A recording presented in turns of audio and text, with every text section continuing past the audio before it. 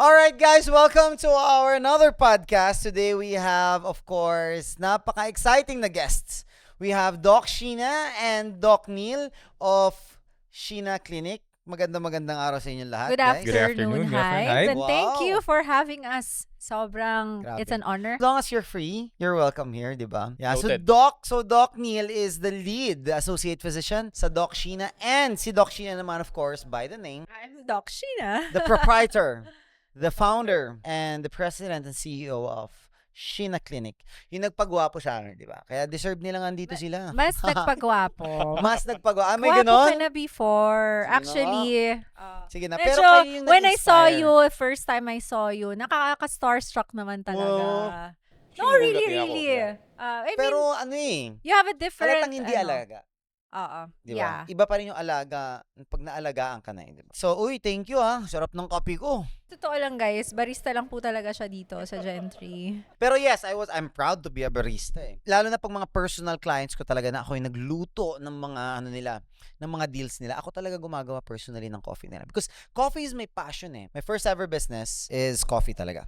West Towns Coffee. Because why? How did you start the coffee business before? Yung after ko mag St. Luke's, wala eh. I was looking for, first, I wanted to have a laundromat. To laundry shop. Sabi ko, laundry shop, wala, alam mo naman, business ideas dati, hindi pa ako ganun ka-creative. I was, I think, 23 years old noon eh. Way back then, sabi ko, sige, laundromat, maganda, invest ka lang, manage mo. But then again, why would people go to you? What's the difference? And then I thought dati na, why don't I do something like a coffee shop with a laundromat? Ginawa ko na yon, study ako, di ba, SWOT analysis and all that. SWOT analysis for the win. I stumbled upon the coffee. Kala ko nung una, sabi ko, coffee lang, Nescafe na, not really vendo. Three in Parang one. vendo Oh, to lang. the machine, 3-in-1, machine, vendo lang siya. And then later on, napunta ako dito sa isang coffee shop sa QC, in which I wanted to study about coffee. Parang napasukan ko third wave coffee. That's what we call the specialty coffee. Yun yung parang fine dining ng coffee. That's what we have. Yeah, very meticulous kami about the beans, the milk, the everything we put. Even the method of brewing, ang daming method of brewing. Doon na ako namulat na shit, ang laki pala ng mundo ng kape. So you really studied? Yes. You I had a even training. flew to Australia to study there about mga... Kasi Australia is very known to have the best coffees in the world. Ah, really? They don't... Yeah, actually, they don't praise so much yung Australia, mga I didn't know. I thought it brands. was like Parang, mga Australia, South no. Italy and Europe like bodied coffee. When you say bodied coffee, pait, roasted, dark roast siya, sunog, parang ganon. They like it, espresso. Espresso talaga sila eh. Oh, di ba? Ganon talaga sila eh, espresso. Pero when it comes to dito sa Asia, they like it acidity. They like it the Arabic. Now, in fairness kay Australia, they're very into coffee, pero they don't grow any coffee beans sa Australia. so saan galing? Lahat imported. Lahat ini-import nila. To be honest, in the world, Philippines is only one of the very few countries that could actually grow all the 4 species of the beans. Liberica, Arabica, Robusta, and Excelsa. wow, in fairness kay Hab, he knows his coffee. Yeah. Sobra, no? Into Pare, details paano ako talaga. naging may pagka-ADHD ako sa relo, ganun ako, nag-start ako sa coffee. So, pag coffee lang pag-uusapan natin, mauubos Yes. tayo Oo, dito. oo. So, ayun. It just goes to show that if you are passionate with something, Yes. you really put And I'm sure ikaw yourselves din, into Doc, it. kaya I'll go to you next. So Yes. that's why, just to, short story lang. I'm really curious because I've never asked you, Doc Sheena, ang tagal na natin magkasama. Yes. Ang tagal na natin nakikita. We've I've never known each asked other you. for a year, more than a year Yes, already. more than a year. I've never asked you about what was your first business. Was it Sheena Clinic na talaga? Actually, as you know, I'm a doctor. Ah, wala kang time. No, Puro ka, hindi naman wala sa time, pero I really grew up in a family of doctors. My mom and dad are all doctors. Doctors of what? My mom is a pediatrician. My dad is internal medicine. So, internist siya. My sister is a pediatrician. And my brother is a lawyer. So, we're really we're all professionals. In short, we don't have entrepreneurship in our blood. Pero gets ko naman. Yes, Kasi yes. sinasabi nga nila, iba ang self-employed sa entrepreneur. Exactly. So, kasi if you don't get to your patients, wala kang kikitain. Parang ganon. But yeah, However, we you were can name trained your kasi price. na we have to be more sure, we can't be that too risk taker, right? Kapag nag-doctor ka. And then, business is not taught in med school. Yes. But Experience we talaga have yan. a med school now, Ateneo med school, right? yeah. They have a business Course course na. already. So when you Oh. graduate in Ateneo, MBA ka na rin. Arneo. I'm not plugging Ateneo right now, but because I'm here in the business, I went into MBA pa because I want to put up my own clinic. But then at first I was with the Victoria Skin. I was just employed. I don't know if you know Boss Jerry, Secretary Jerry Acuzar of the Victoria. So he employed us sa Victoria Skin and he employed me. So I practiced there for around 3 years.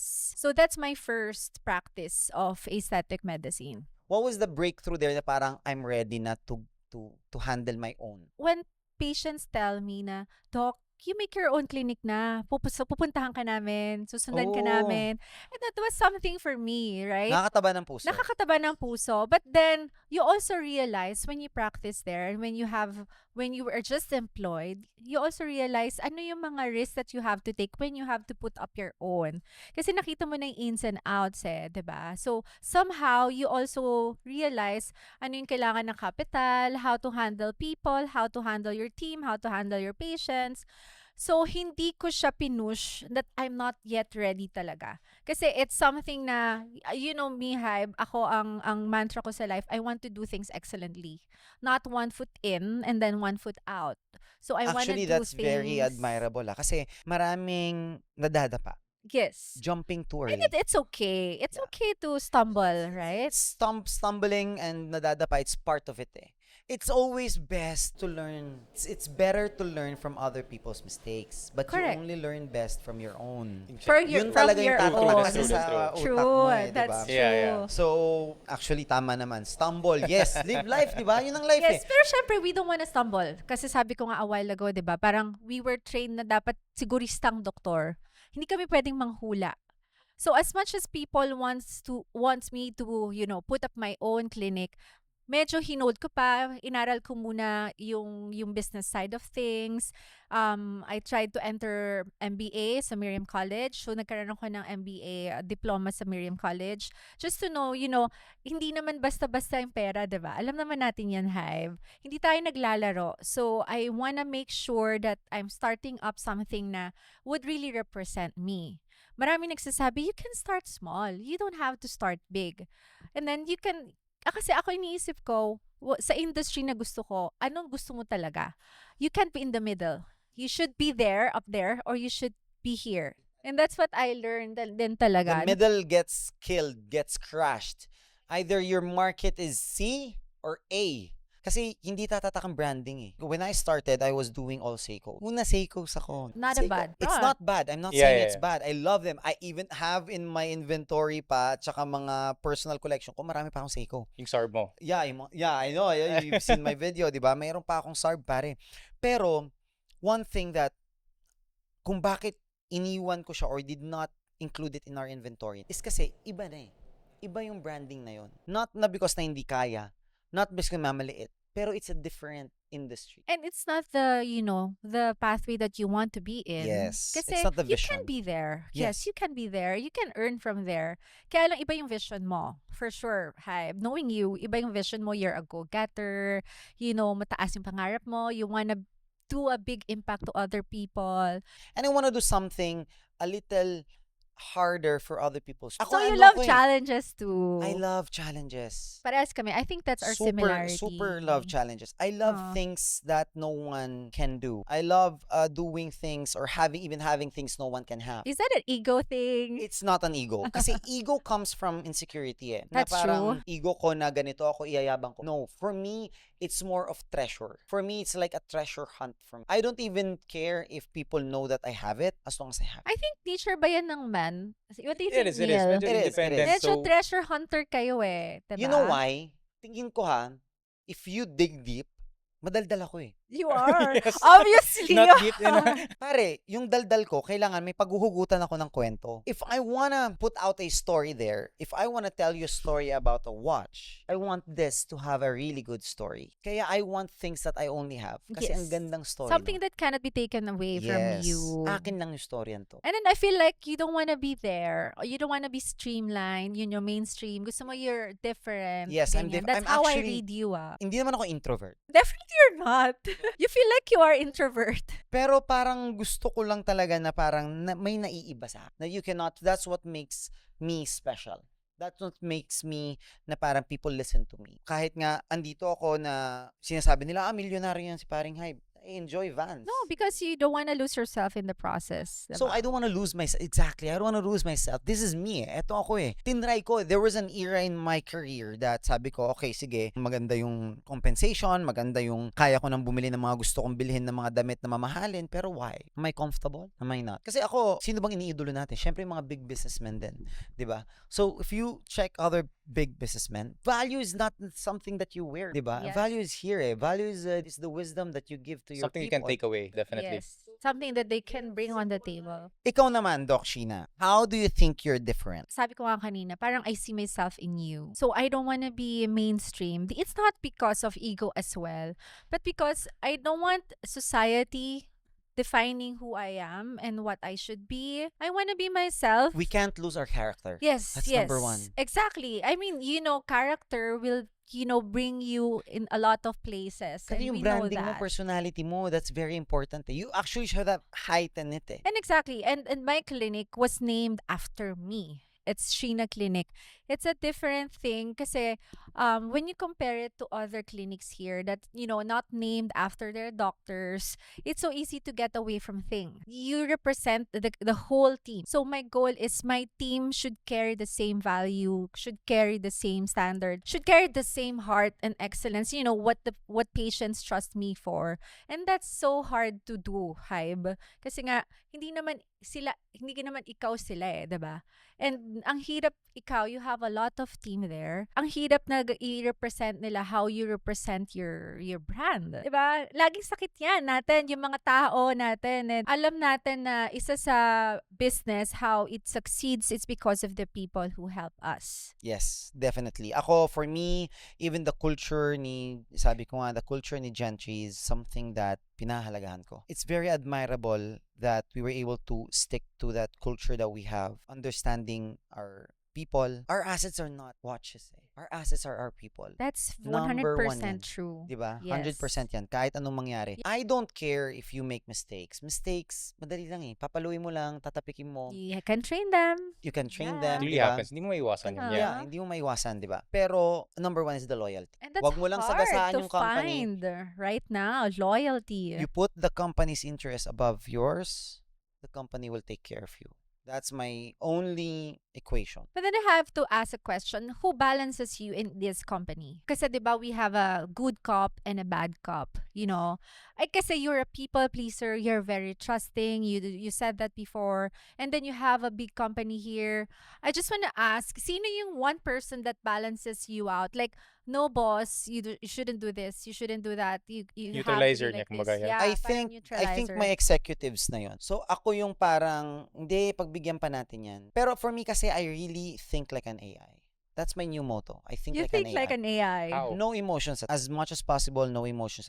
I want to think objectively. Of course, with principles pa rin naman. But sorry to disagree with you. I think that's our difference with AI because we have a heart. Yes, exactly. Yung heart kasi natin minsan, yan pa yung It deceives us. deceives us. And not in a way na masama, but nagiging super soft tayo. Some people kasi would actually do better with tough love. Some people would just take it for granted pag inaano lang siya. Yeah, that's why I ask kasi kung sino neutralizer mo, who tells you like this, kasi if you're too soft, if you're too hard. Mostly my executives na talaga. Sila So na yung... you listen to them. Yes. Oh, that's Definitely. good. That's good. 100% I listen to I listen to my people a lot. Nasabi ko, experience ko, St. Luke's ako, di ba? After ng St. Luke's ko, pumunta na ako, nag-start na ako ng business ko. Now, si Doc Sheena, ganun din. Ikaw, nag-experience ka pa lang. Yes, so basically it's quite different. Kaya medyo hindi ako nakakasalita because it's more of you guys Yes, being tama. the CEOs Kaya of nga gusto speaking. kong... For my POV naman, so I'm also in a family of doctors, but my parents are not. So basically, I had this eagerness to be independent. Siguro human growth na rin kasi from my province, medyo comfortable na kasi, and I wanted something that would, wake me up like, hanggang dito na lang ba? Or should I go up another level? So I decided like 3 years back to go here in Manila. So from the province, very big city, Saan province yan? Davao. Ooh, taga Davao Bisaya. ka. I like it there. Me Diba? too. Love it Madalas ka there. dun eh. Dami mong ano dun eh. Love it deals, there. Diba? Love it So there. that's my story. I'm from Davao to here. Not bringing my name. Bringing my name alone. So it's not like something that's established already na, this guy, you're a family of doctors, kaano-ano mo si ganito, si ganyan. So I really challenged myself that I would bring something here to, live up my name alone. Just bringing yourself. Yeah. Yes. And so that's what I did here for 3 years already in Manila. Everything was not smooth sailing, I would say. In a span of 1 year, nakita ko ang challenges here in Manila, bro. From Na-culture shock ka ba? sobra, it's like really a race every day. Davao is already a city. It is, it Highly is. urbanized city. Pero it's still different. It's still different when you get here. Talagang human growth, I would say. Practice-wise, career-wise, I think it would really teach you a lot. Now, going back, like why I chose Doc Sheena. Una kasi, honestly, I didn't know what I was looking for. I'll be an ignorant in a way that I didn't know that men actually needed aesthetic care. You Kasi dati didn't parang know. pag nagpapapogi ka, alam mo yung parang vain. Para sa amin, vain. Sorry doon ko na-realize na there's a lot of science about it. And especially sa atin ng men na laging nasa labas, exposed to a lot of factors, di ba? Weather, climate, pollution, and all that. We need to take care of our skin. And it's the biggest organ that we have. Now, it actually affects our internal health. I was educated by Doc Sheena noon. So, naging eye-opener. Naging basically. eye-opener. Yeah. Iba kasi pare yung na-open ka na okay, I need this care of self-care. That's the word. Yeah, I was looking for, yeah. Self-care. I needed this. Punta ako kay Doc Sheena. No. I went to Doc Sheena. Kailangan ko pala to. Face agad doon mo makikita kung glowing ba to, kung ano and connected it with what I learned sa business industry. In business industry, you represent your company. And if you cannot represent your company well, dressing up well, being fit, why would people trust you? Exactly. Yes, Diba? yes. So, meaning to say that your self-care toward yourself really affected your business here with Gentry. Of course. I'll ask you one thing. Being fit, punta na tayo sa fitness, ando na tayo sa fitness. You guys are the decision-making maker of the company. And a lot of people have this thinking na pag nag-fit ka, is para maganda lang yung appearance mo. No, not at all. Actually, it's a bonus, di ba? Bonus yun. Para daw humaba ang buhay natin. Tama naman. Tama. But is that a priority? Number 1, check. Ang priority is the daily decision-making natin. If we're unhealthy, it shows in our mental capacity. That's very, very true. So how can you be healthy? How can you create a very good decision-making for your company and for your people if ikaw hindi ka healthy and your brain is not functioning the way it should? Yes. Exactly. Kasi if you're not healthy, physically, it affects your mental health as well. And that's, for me motto ko dyan, that's something we owe to our people, at least man lang. True. As the head of our company, Yes, they we trust should us be 100% healthy. They trust our decisions. Ang Uh-huh. decisions ko galing sa kaka-French fries ko. Anong gagawin nun? That's when you realize your purpose in life, diba? Yes. You get to inspire a lot of people. You're a big impact not just to your loved ones but also to your In a people. positive way dapat. Sabi ko, people look up to you. You have to be a role model. Kahit na minsan white lies na, kahit na minsan hindi ka naman talaga, you have to eh. To be honest, wala namang perfect eh. No one did it 100% correct. But I feel like you are a perfectionist. I see you, I read you Yes. as a perfectionist. Yes. Yeah. Kasi for me, I'm not really perfectionist, but if you're gonna do something, Sagad mo na. sagad mo na. But Kaysa then, apa-apin. the Don't be a stress mediocre, level yeah. really shoots up when you feel like you're disappointed or frustrated with something. Parang sobrang taas ng frustration if you are a perfectionist. Tama ba? Now, for me kasi, I'm a perfectionist in terms of gauging how much effort you've given to a certain Okay. So more of like yung effort, yung effort-based, not result-based. So you don't get disappointed easily if No. nagkamali to, No. wala na, you're No, done. no, no, no, no. Alam ko naman nag-effort. May mali. Not everyone has the same mental capacity. Not everyone. Kaya nga team eh. You know, Yeah. 1, 2, Yes. 3, 4, 5, 8, 70 brains are better than one. I encourage everyone to run things with each other. May mga matutulong at matutulong eh. Mas sinisit ako yung tamad kaysa doon sa ang daming effort pero konti lang yung result. Kasi may ganun eh. There are two types of people. Yung tamad naman, baka smart, street smart. Wise lang. Gets things Yeah. done pero enjoys his free time. I don't have a problem also with that. As long as you, one of those boxes. Pero yung hindi mo na natatapos agad, minimal pa yung effort mo, doon tayo magkakaproblema. Dati, to be honest, mga Gen Z, Gen A, Generation Alpha daw. Ngayon, Gen di ba? Alpha, yeah. May Gen Z, Gen Alpha. Para, even millennials nga eh. Yes, you are millennial. I used to think of them as soft. Soft mga to. Kasi ako, umaki ako sa farm. Pumunta ako sa, when I was like 8 years old, pumunta ako sa Jordan. 3 years ako doon. Farm. Wow. 45 minutes walk under the sun, under the snow, under na kung ano man, going to school and pabalik, 45 minutes ulit. After ng school, tulong ka sa lolo mo sa farm. Buhat. Uuwi ka, almost 6 p.m. na, dungis mo, hindi ka na makapaglaro. Kung makapaglaro ka, at saka yung mga laro dun, bola lang. Pare, 13 years old ako, nag-drive na ako ng truck. Truck na yung dinadrive ko noon sa farm. Parang ano ako na parang, ang soft nyo. May mga Yeah. depressed pa. May mga kung ano-ano, di ba? Yes. Di ba, sabi ko, bakit ba? Napagalitan mo lang isang beses, depressed na. Depressed na. Oh my God, sabi ko ganyan, bawal pala pagalitan ng mga bata ngayon. Oo, depressed na. Yeah. So, their I think the emotions- right term is less resilient. Yes, stress resilient. Yes. Pero that's what I thought before. So, before I thought na, grabe, depressed, grabe. Before I thought na soft sila. Pero, come to think of it lang, in another perspective, this is me not being me. Na parang, sabi ko, naisip ko lang na parang, I think kasi young people right now, in fairness to them, there's too much exposed. Yes. Not like us before. Aha. Nung talagang nag-mature na tayo, dun lang tayo nakakita ng internet, social media. Pare, ngayon, kahit sa Facebook, makikita mo na yung mga bombahan eh, pare. This has a great effect on mental orientation and capacity ng mga bata ngayon. That's why they're being soft. So, just to be fair with them, we did not have the same factors as them. Totoo naman. So, dapat talaga tayo, we have to adjust on our approach sa kanila. We have to spoon feed the understanding na kailangan nila tayong intindihan. and we have to understand them, yeah. Exactly. Yeah. Kasi nasa iba na tayo. But on the good side naman, pare, right now, ang dami ko na nakikita 20 years old CEO na nga president. Wow. True.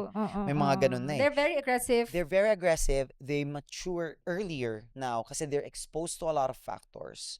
Things that we've never been exposed to before when we were young. It's a different mental capacity talaga, di ba? And that for me, that's where I understand them. Sinasabi Pag nilang hindi naman natin depressed sila. tinitignan as negative yan, It's not a negative We thing. just wanna, as a CEO or president of your company, it's like a jigsaw puzzle. How can you fit into this system with your generation being like that? It's a Your generation gap. attitude, your personality, it's a generation gap. So parang if I have an employee, that needs break, it's okay. It's okay. Go take a break. Because that's your generation. Kasi sa atin, syempre tayo, hindi uso yan eh. Hindi We were uso. studying. Bakasyon nga, di ako Kayod nagbabakasyon. kalabaw. Diba? Exactly, Ngayon, bakasyon. buhay right? balance. Pero Yeah, you exactly. need a break? Okay, need a break. But then these are your deliverables as long as you can deliver them. Yeah. Kaya nga managing eh. That's how we Managing, manage people. exactly. We manage them. And What that's not do they taught in need? med school, di ba? Wala. It's Hindi. not taught in med school. Ikaw, Doc, pag may negative na nangyari sa'yo, anong ginagawa mo? How do you manage? You know, Negativity. I always tell this to my friends and my patients and my loved ones as well. If there's something negative that happens to you,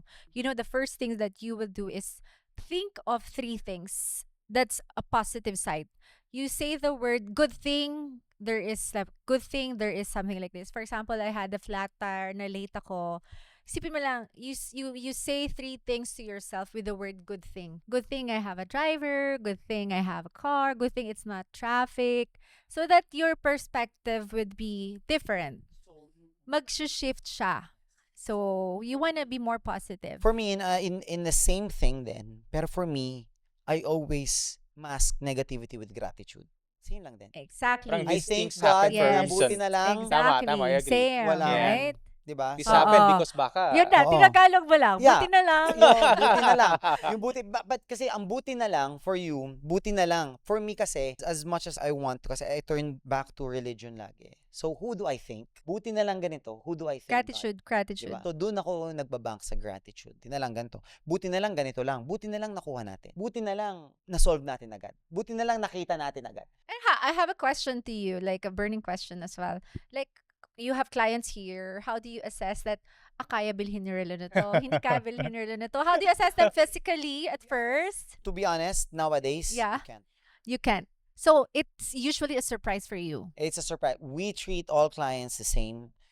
Hindi namin minamata yung Tama, clients. tama. Aha. Yeah? The question is how much the budget is almost as important. Kasi hindi mo talaga alam ang kakayahan. Nowadays, you'll never know. Sometimes I've yung experienced- sino pang yung branded from head to toe, sila pa yung... Well, ang lakas humingi ng discount. Oh my gosh. Pare, I have experienced na kasando na parang pagpapapicture lang. Pero yung pa yung mga bumili. Tapos yung mga sobrang gara na pagpasok pala naka-Hermes na pack na titingin lang. Kwentuhan. Makikikape. Makikikape, kwentuhan. Pero that's fine. It's fine, You know? it's fine. Kasi It's sa network. amin ngayon, Yeah. mostly pa rin ang pumapasok, buying. Very seldom yung mangyari, or my experience ko, even recently, na may mga pumasok na hindi talaga buyers or just wanna, magkapagkwentuhan. And there's no problem naman with that. For me, Sa package na, no? yeah, it's a package talaga eh. So, as long as mas marami pa rin eh, nangingibabaw naman talaga yung mga real clients namin. Talking about brand naman, Doc Sheena. The Sheena Clinic. Anong branding ang gusto mong makita kay Doc Sheena? That was something that we really talked about before pa we opened the clinic. We asked for the target market, which is very important. And really, I was pushing for target A, B, and up C. Yeah. Because as I've said, this is my value. This is my self-awareness. And branding is, we want it to be approachable at the same time. So kahit, I don't want to be intimidating kasi alam nila, aesthetic clinic, aesthetic, it's mahal, ganyan. But we want to be approachable and we want to see na kami yung gumagawa. So I always tell the patients na, this is our price because we are the ones who do the procedure. Iba yung training na dinaanan namin and iba yung care na binibigay namin. We do personalized treatment, hindi lang dekahon. It's not because ito yung uso ngayon, this is what we're gonna push. And that's what I always tell my doctors, my aestheticians, that you don't push something kasi ito yung uso. Doon ako galit na galit. That's my, usually my trigger. Bakit mo pinush to sa patient? Eh, hindi naman niya to kailangan. And that's what I want my patients to feel. Na ang puso yung gumagana, hindi dahil gusto naming kumita. O fulfilled How do you will help they your be? patient? Kasi sa'yo, it's a journey. Yes, it is a journey. Commitment. Sa akin kasi, pare, dumating Isang dito, lang. bumili ng relo, that's it. Until the next visit, kung kung ipapaservice man, kung iti-trade up man, but for you kasi, to see the results, for them to actually get what they're paying for, it's multiple visits. Multiple Yes. Multiple visits. visits, Yes. papalik-balik sa'yo. How do you keep them from still coming back every time? Yes, yun nga, we give them a treatment plan. Okay. That's very important. What would make them stick to that? At first, Plan. it's different. It's so hard. You have to make them feel na may makikita na silang result agad. But depende, you have to psych a Kasi patient results are first addictive di ba? Yeah. Results are addictive, right? So, iba-ibang pasyente. Meron mga iba na ayaw nila masaktan. Kahit walang results, ayaw nila masaktan. Yung mga iba naman, Doc, hindi, okay lang kahit masakit, basta may makita akong resulta. And it's so hard to pinpoint a patient who is like that. Kasi nga sometimes, mga iba, pag nasaktan na, hindi na babalik. Yun, Right? natotrauma. Yung mga iba naman, pag wala nakitang result, kahit hindi masakit, hindi na rin babalik. So, there's a certain talent in reading people, on how, that's why communication is really very important. Lahat ba ng nabibili sa mga grocery store, sa mga na pinapahid, mga grocery stores, sa mga department stores, mga over-the-counters na mga pinapahid sa muka, lahat ba yun is Effective. effective? Sige, you answer first. Now, when it comes to skincare, kasi it's really like shopping eh. It's not like decahon, what works for you would work for me. So, kung So saan is- kahiyang? Yes, meaning to say, That's true. there's Naniniwala some ako dyan that sa would be really kung saan effective, but hiyangan. not everything I would say. And that's when we come in. Kasi I educate my patients regarding the active ingredients and what they are for. So when you empower your patients, no, you have to look for hyaluronic acid for hydration. You have to look for salicylic acid for acne. You don't parang you You don't don't force just give them them. reseta na hanapin nyo na lang to basta itong oo. pangalan. You don't force them to buy your products. And that's what makes them, Doc, I'm gonna ask for a skincare regimen made by you. Kasi nga, alam na namin yung ginagawa namin. They know na alam na namin yung And I think sa ginagawa medical namin. field, that's very important. Explaining to people of what this medicine would do. That's our And why role. we're Yes. looking for Yeah. this and what this would actually do rather than just, okay, pinipimple ka, eto, take these 3 tablets a day and then that's it. Okay, para saan to? Ewan ko. Ayun Because nga nakita ko sa social eh. media na ganito yung Yeah. ginagawa. Yeah. Actually, That's where we come step in. in. And Yeah. then, yun yung nakaka-sad on that note. Kasi marami nga yung mga doctors na parang nakakalimutan na nila yung heart of being a doctor na mas nagfo-focus sila on basta makabenta lang nito, makabenta lang Yeah. nito. But you can, I'm not saying na parang ako na santo ako or what. You tend to lose yourself in the process of that eh. Talking about social media and YouTube doctors. Sa 100 na social media YouTube doctor, tingin mo, ilan % doon yung mali usually? Siyempre, papanood mo yung mga yon. I don't wanna pull other doctors Percentage down. lang na nakikita mo. Kasi, this is awareness eh. Kasi ako, Yeah, marami yeah. akong nakita. Like, I've been in this fitness industry. Ito, sinasabi iba. Ito, sinasabi iba. 1 million views, 1 million views. Magkaiba ng Ang sinasabi. daming followers. Positive yung comments, positive comments. Pero totally 100% contradict. Who should I believe? Well, it depends on your belief as well. So, kunyari coming from a perspective, syempre meron kang bias na kung saan mo mas pinaniniwalaan. But then, I always tell my patients, I have nothing against in what they believe, and this is what I believe. So, you have to earn the trust, the credibility, para ikaw yung... Ako, for me, ikaw nahiya ka pa, Dok, parang nagano ka pa eh. Consult. Yeah, yeah. Yes. Consult properly. Yes, So that's how we consult. differ from Huh? one doctor to another eh. Ang hirap ng YouTube social media doctor eh. He or she is a doctor, yes. But a doctor of other patient, not you. And all us, our body is different from each other. Kaya nga minsan, di ba nga, pinatest pa ako eh. Test muna. Test tayo, ganito. Let's see your blood works. Let's see your hormones. Let's see everything. Para alam natin kung saan tayo. So there's a lot of factors. Not one equation works for everyone. Totoo yan. That's what we always tell our patients And then. mostly, if not always, sa YouTube at saka sa social media ng mga nagsasalita, ng mga nag-a-advise na doctor, this is for the macro eh. True. And sometimes, Yeah. we're not part of that macro eh. May mga special ako nga, isa lang thyroid ko eh. Aray Yeah, ko. yeah. Totoo. That's for Sinabi niya kanina. general. Diba? It doesn't work Mhm. for me. Yeah. Consult a doctor you trust. Yes, you trust. And then do your due diligence as Be well. consistent Exactly. with them. Judge after 5 months. Yeah, that's Exactly. true. That's a That's correct. nice advice. Diba? Diba? Yung iba kasi nagja-judge 2 weeks pa lang eh. 1 Oo. week Yeah, pa gusto lang. magic. Marami I tayong really- ganun. Yeah, yeah. Yeah, Ang dami. as in, Judge like, after 5 months. 5 months. Me, I'm not even 1 year na akong nasa fitness era ko, pero I'm not even done yet. Pag may goal ka, knowing you, pag may goal ka na achieve mo na, you have set another goal. Yes. So, Ano pa? you'll Gusto ko never physique. stop. journey talaga siya. You'll It's never really a stop. journey. It was really fun talking Yes. to you, Doc Oh my Sheena God. and Doc Neil. Pag nakuha ko na yung physique na gusto ko talaga. What? Maghuhubad ka na. Shirtless tayo magpa-podcast. Wag ka. naman! Naray ko! Not for me. Ang For you yabong ko naman nun. guys. Pero, the Uh-huh. journeys, I'm not in a hurry. That's one thing for me. If I'm gonna leave one thing before we end this podcast, diba? Is in our journey, in our fitness journey, I'm not in a hurry. I'm not in a hurry to achieve whatever I want the achievement.